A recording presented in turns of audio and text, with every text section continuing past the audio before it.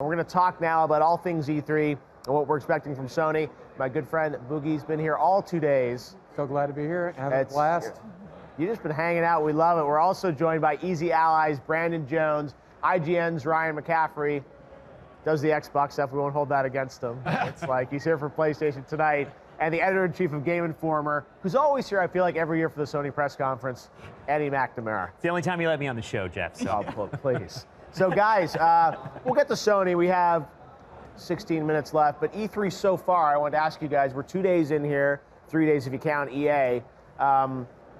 What are some of the highlights for you guys so far, Brandon? Xbox. I was just talking to Ryan beforehand. I thought they had a powerhouse performance. And I think my favorite thing about Xbox was just the widespread. You had JRPGs, you had a new announcement from Gears, a new announcement from Halo, and I thought from the size of each announcement, I thought there was just the right amount of hype, and I thought it was a really professional. I wanted to see more stuff on those televisions they had set up there. It was a tease every time, Crackdown 3, and you see the logo on all the TVs, but aside from that, I thought it was a great show. Andy, highlights for you so far? Yeah, I thought it was great to see the diversity that you mentioned there. I thought Ori looked great. I certainly, I think that maybe my only disappointment with Microsoft is I want more short-term gains. Yeah. I feel like we're kind of in a long-term gains. It's a tough fall for them on the exclusive lineup. Yeah, certainly. But they showed a lot of third-party games are going to be across the whole industry, which I think are a good reason to be excited. A lot of things coming. Obviously we all know February next year is now the hot month. Same, right? Yeah, 2019 is the place to be. Yeah. But I think there's a reason to be excited. We have a lot of great games on the horizon. So Ryan, as I said, you handle a lot of Xbox stuff, but you love all games. But what's your take so far? Well, you and I were talking a few weeks ago about what Microsoft had to do. How do you think Xbox did? I really think they needed a home run, and I thought they got it. there is no quick fix to their current first-party exclusive situation. It's impossible. You can't buy your way out of a 2018 hole. But what they have done, I thought what Phil and the team definitively did was say, look, we're going to rectify this. There's that investment. They're not just raising the white flag. It's like they're doubling down. Yeah, they're playing to win for the next round. I was quite surprised that Phil acknowledged the active development of a next-generation console, which to me suggests that's going to happen sooner rather than later. And Halo Infinite, I know Frank O'Connor did go out today and say, well, it'll be a current-gen game, but I wonder if that could end up being sort of a showpiece for the next Xbox whenever I feel like they, or what have you. I assume that's kind of an ongoing game as a service sort of experience would be my guess. Things like that. It's not Halo 6. With Infinite in their name, yes, it's certainly never going to end. Yeah, I was gonna say. So Halo forever. Exactly. So we'll see. So Boogie, any standout games for you? You've been here for all 2 days. Anything that you have really grabbed you as this is the game you want to play? It's really interesting because I agree with these guys. When I got home, or got to the hotel last night and started compiling my Xbox wrap-up, that's the games that really has stuck out with me so far, and trying to find more information about Halo Infinite. I was blown away by the Bethesda presser, but I feel like I already know all of that stuff. I know what to expect, but Microsoft is laying this groundwork where Halo Infinite and all of these future companies and all of these future buys, what are they working on? What are they doing? They really have stolen the show in a lot of ways. And I almost feel like maybe I wasn't as hyped as I should have been, because I still know it's 2 or 3 years out, but just to see the companies they purchased and what they could do, and I was thinking about it when I was making my video, if they just say, here's a bunch of Microsoft money, build whatever you want, could you imagine what these studios will come up with, right? We're going to find out. After Senua's sacrifice, after Hellblade, what is that company capable of if they did that on that budget? And honestly, with more investment, right? Because those guys was really shoestring to even get that game done. So now you have the backing of Microsoft. Hopefully they'll be able to do more. But you're right. Microsoft needs a lot of studios, because you look at Sony and the number of games that they're showing tonight. We had Days Gone on. They've got an embarrassment of riches of all these games. But you're right. It's great to see Microsoft investing. Bethesda kind of previewing what seems like the next 5 years or more of that company. And then today I thought it was interesting with Ubisoft, because last year Ubisoft announced a ton of stuff. This year they didn't really have anything to announce. They just kind of updated on those games. It's one of those things, sometimes it's a calculation, and you can't sort of every year announce everything. Like a couple years ago, Sony announced a bunch of stuff, and then last year they didn't have a ton, and this year they've been very clear that we're not going to be revealing tons of new first-party games, and sometimes it depends, but what did you guys think of Ubisoft overall? I mean, lots of good games, but we didn't get that big one more thing announcement at the end that typically we get. We got Star Fox out of there. Out of nowhere. And that's all they had to do, right? Like immediately. Yeah. I'm so toys to life out right now. I have a complete collection of Amiibos, complete collection of Disney Infinity. They're now just collecting dust, right? And my Amiibos never move off the shelf, but they're still on display. Yeah. And I'm looking at this toy and I immediately rolled my eyes, but Miyamoto walks out and Star Fox is on the screen, and I was throwing my wallet at the monitor. I couldn't help myself. They have a very special relationship with Nintendo, it seems like. Yeah, it's amazing. Do a lot of stuff with them together. But yeah, you said like Starlink, which I don't think was really on the radar map for a lot of people. Now the Star Fox thing is definitely kind of cool and different. So let's talk a little bit about Sony, what we're expecting tonight. They always, have a pretty good press conference, I think, with a lot of great game content. This is the first year they've been very clear, saying we have 4 big games we're going to focus on tonight. I guess the big question for you guys, out of those 4, which one are you most anticipating to see between Death Stranding, Last of Us Part 2, Spider-Man, Ghost of Tsushima? Brandon? Probably, well, Spider-Man's my most anticipated. Next to Red Dead, that's the game I'm looking forward to most this year. Probably Ghost of Tsushima, though. I think that's so fascinating. I think we're at the point in this generation where we've had a lot of publishers, or a lot of developers that have been very quiet, that we know have just been kind of back at HQ working on something, developing a really fun project. And so I bet this is a really exciting time for Sucker Punch, and I'm just that is right in my wheelhouse, that style. That's the game we've seen the least of out of all the Sony games, really just that one reveal trailer. So we haven't even seen, what type of game it is. Hopefully we'll see that tonight. Who knows? Andy, for you, out of those 4? Well, I mean, obviously, Ghost is the one we know the least about, but I would argue, too, that we don't know that much about The Last of Us either, right? Sure. And I think that what we've seen has been hints, and even when I talk to Naughty Dog, I get the sense from them they're kind of like, I don't think people are quite sure what we're doing yet, and that's a good thing, because I think they want to surprise us. They want to bring us something new. So I'm really looking forward to what that surprise is. I think if you think you know what you're going to get out of The Last of Us, I think we're going to be wrong, is what I've gotten as a hint. So I'm interested to see what direction they are going with it, how it's going to play out. Yeah. And also the new cast members and kind of the expansion of what that world is. But you think we'll get gameplay on Last of Us tonight? I think so. I mean, that'd be my guess. I feel like out of those 4, I mean, that's a lot of people have been asking me even about Death Stranding, are they going to show gameplay? I think people are like, they have those 4 games. We're probably not just going to get 90-second trailers. We're hopefully going to get meaty chunks of content. I mean, my questions are right now is Last of Us first? Or Spider-Man first? Yeah. Is Last of Us last or is Spider-Man last? Spider-Man's probably earlier. Wrapped it up last it could be either one. I think Yeah. those are the 2 bookends that we're going to see today. Yeah.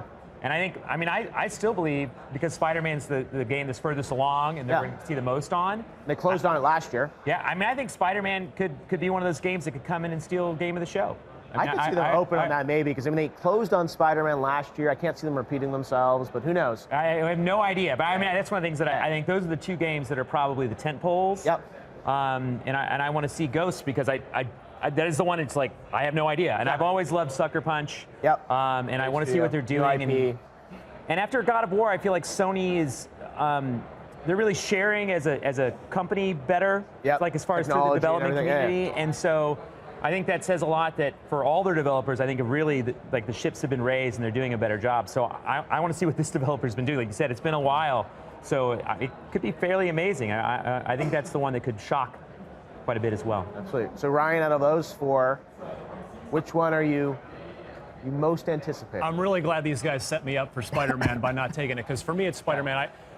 Sunset Overdrive, made by the same team at Insomniac, was my game of the year for 2014. Yep. So to see them take what they've learned from that brilliant game, apply it to Spider-Man, one of the most beloved characters in pop culture, with what is, I would assume, a much, much larger budget than what Sunset Overdrive had, not to mention the just visibility and awareness that the Spider-Man IP brings and the first-party presence of Sony.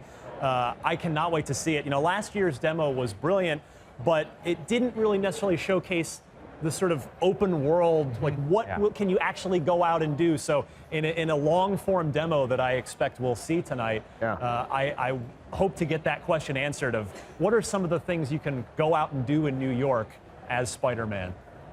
Hopefully, yeah. He said that game, he said so far along, you would think they're going to have a meaty chunk of that game that people will get to see. I think they'll open with it, too. I think Spider-Man will be the opener. All right, McCaffrey with the call. Boogie, out of those 4? All 4. I mean, honestly, I'm so excited for each of them. But, you know, Death Stranding just seems so bizarre with a star-studded cast, and it really just seems like they've given Kojima just free reign, and this is what he does with free reign, and I'm just so excited to play it. I was late to the party, never a huge fan of the Metal Gear series, but after the PT demo, I was just completely blown away. I would say the game I'm most hesitant about, and I'm sorry, Sony, but it's so hard to make a good Spider-Man game, and we caught lightning in a bottle once, just once. And can we do it again? That old Activision game, coming off of the heels of Spider-Man Homecoming, I never thought I would see a good Spider-Man movie, much less a great Spider-Man movie. If we get a great Spider-Man movie followed by a great Spider-Man game, this Spider-Fan is going to be the happiest person in the world, I swear, I'm telling you. This will be the best year of my life. Lots of good stuff. Ninja, what's going on over there, you and Allie? Okay, this is the game. Just clutched up, revived Ollie.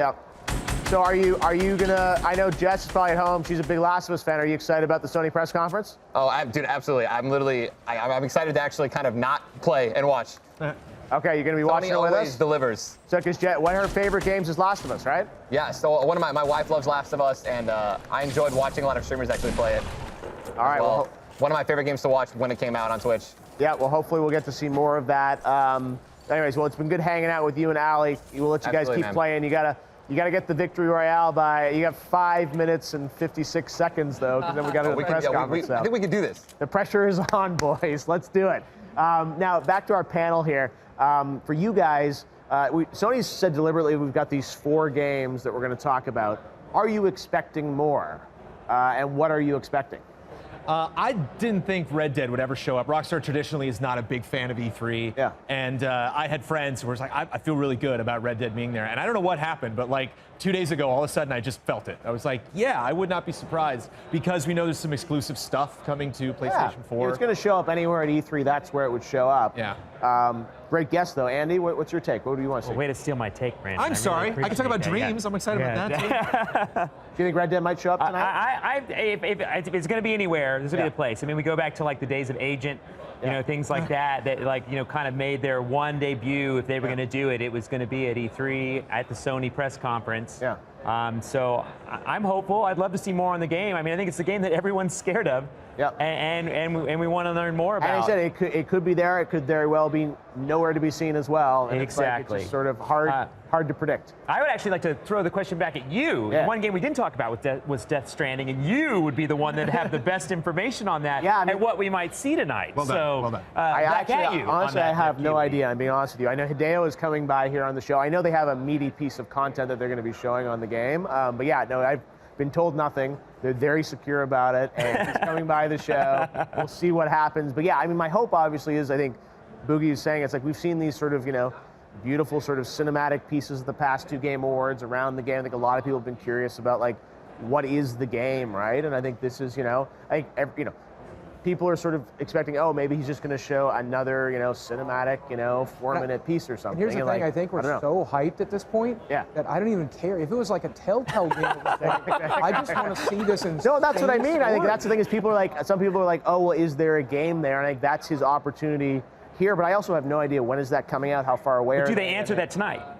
I don't know. I would hope so. Yeah. But I don't know. The thing is, I think the fact that they're focusing on these 4 games, this is just my guess, is that they're going to go very deep on those 4 games. And it's not, you know, here's a 90-second teaser trailer. It's like, here's a bunch of information and longer demos. Like, I remember even Naughty Dog when they did, I think it was Uncharted 4 at PSX one year. I mean, they did like a 15-minute demo or something. So, you know, maybe the press conference is just 4 things that are all, you know, 15 or 20 minutes. Like, I don't know. I get the feeling that they're in a position where they know they can play it safe. Yeah. These 4 games that they've already announced, we're going to applaud at just release days at this point. We're just excited to play them.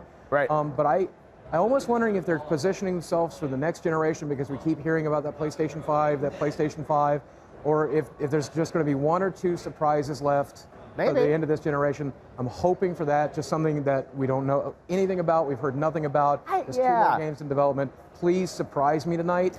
They could have a teaser. Look at Todd Howard. I mean, he put up a logo for Elder Scrolls 6, and people went crazy. So they, do they tease something from first party, and also the third party games? I feel like there will be some there tonight. I 100% can guarantee there are other games that are not on that list. For sure, and I know that too. Yeah. We've been waiting a long time to hear what Rocksteady is doing. Yeah. For the Superman game. Oh boy. It's been a few years. That would be a huge reveal. Remedy, Project 7, their first game since Quantum Break. We've been waiting to hear what they're up to. And NetherRealm, we're kind of about due for a new Mortal Kombat as well. So those are three games that I think could very well make an appearance. The rumors are out for Mortal Kombat 11, and I'm hoping for that. I have a question for you, Geoff. Yeah.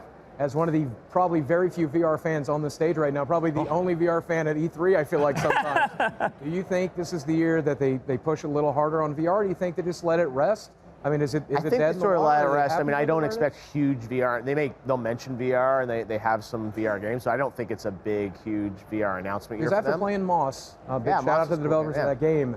After playing Moss and knowing that it's got such a small install base, I feel so terrible because it's such an incredibly beautiful, compelling game. It is. I wish they were doing more stuff. No, and like I think that. Sony is always great about supporting their platforms, sometimes longer than they should. And I think they're absolutely going to keep making VR games, but I don't know how big of a focus it will be tonight. But I think I know of actually a couple of VR projects that I think maybe mentioned tonight. If one or two of the surprises tonight could be VR related, you're going to make this person very, very I think we'll get some VR stuff tonight. VR just doesn't tend to play well on an E3 stage. Exactly. It's so hard to show. There's definitely some cool stuff. I think that'll be there in that regard. And again, Sony always really kind of celebrates the artistry of games. And, after God of War and the fidelity of that, if we're going to get 4 presentations on games of that, caliber, it's going to be pretty amazing. And we are literally a minute away now from the start of the PlayStation press conference live from LA Center Studios.